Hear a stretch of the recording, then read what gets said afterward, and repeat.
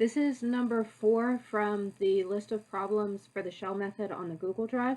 And the problem says, use the shell method to find the volume of, and then it gives us y equals 2 minus x, y equals 0, x equals 0, and we want to revolve it around the x-axis. And then we have our formula, v equals the integral from a to b of 2 pi times y times f of y dy.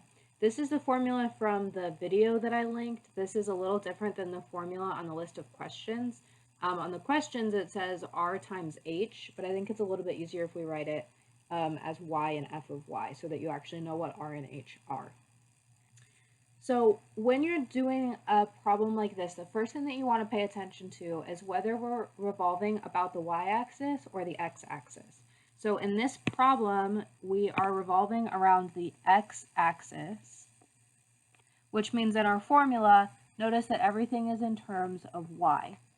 So if we're integrating with y's in our integral, then that means that our bounds also need to be y values.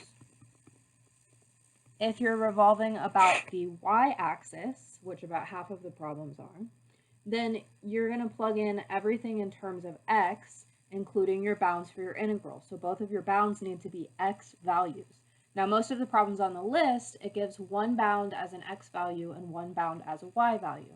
That's what they do in this problem here. They give us y equals 0 and x equals 0. And our function in this case is actually also in terms of x. So there's a lot of rearranging that I need to do in this problem to make it work with my formula. Now, if you're revolving about the y-axis, then you can have a formula that says y equals blah, blah, whatever, and just leave it like that. But in this case, since we're revolving about the x-axis, we need our function to say x equals blah, blah. And so I'm going to change that right now. So I have y equals 2 minus x. I'm just going to solve for x. So I add x to both sides, and I get x plus y equals 2, and then subtract y from both sides, and I get x equals 2 minus y. So now I have a formula that is x equals instead of y equals. And then for my bounds, again, those also need to be in terms of y. So I have the first one is already a y value. So this is good. I'm just going to use y equals 0. And the other one is an x value. So I need to use that x value to figure out what my y value should be. And so we had the original function y equals 2 minus x. Let's plug in 0 for x to find our y value. So now these are my bounds, y equals 0 and y equals 2. And this is the function that I'm going to be plugging in. Notice that in the formula it says f of y. That's the same as saying x equals 2 minus y. So maybe instead of circling that, I'll rewrite it as f of y equals 2 minus y. And now I have all of the components that I need to solve this problem. I just need to plug it into the formula. So I have v equals, and then my integral, and in this case my bounds are 0 and 2. And then the 2 pi is just always there. Actually, the 2 pi y, or if you're going around the y-axis, it would be 2 pi x. So that's just like a constant that's always in the formula. And then the f of y, that's my function. So this is where I'm going to plug in my 2 minus y. And then the dy is also just always there. Okay, so now I want to simplify my integral a little bit to make it easier to solve. So I'm going to write this as the integral from 0 to 2, and then I'm going to distribute the 2 pi y to everything.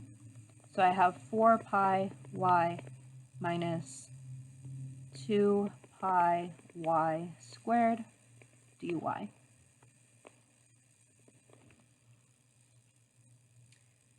Then I'm ready to integrate. So I can just integrate both of the terms separately. So the integral, remember, is an antiderivative. So the antiderivative of 4 pi y would be 4 pi, and then I integrate y, and I get y squared over 2, minus 2 pi, and then the integral of y squared is y cubed over 3. And then I just need to plug in my values 2 and 0. So I have 4 pi 2 squared over 2 minus 2 pi 2 cubed over 3. That's when I plug in 2. And then I also plug in 0. 4 pi 0 cubed over 2 minus 2 pi 0 cubed over 3. Oops, that first part should not be cubed. That should be squared. Okay, now the second part with the 0, that all just goes to 0. And so I really just need to calculate the first bit where we plugged in 2. So 2 squared is 4, divided by 2 is 2. So I have 8 pi for that first part. And then the second part, 2 cubed is 8. 8 times 2 is 16. So I'm going to write this as 16 pi over 3. And then this little equation that I have here is something that I can plug into the calculator. And I get 8 point, if I round, I get 8.378.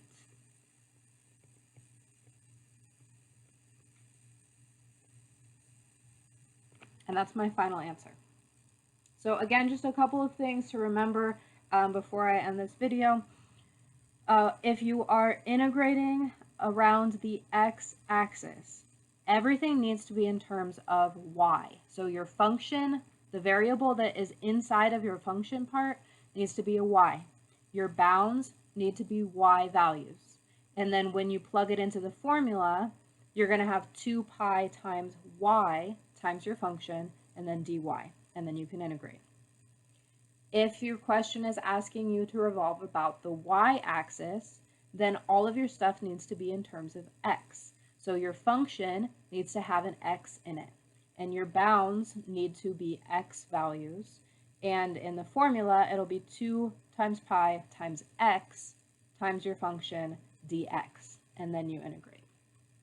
So hopefully this video has helped a little bit kind of connect the dots between what you saw in the video and what you saw on the problems. And if you have any more questions, send me a Jupyter message or an email and let me know.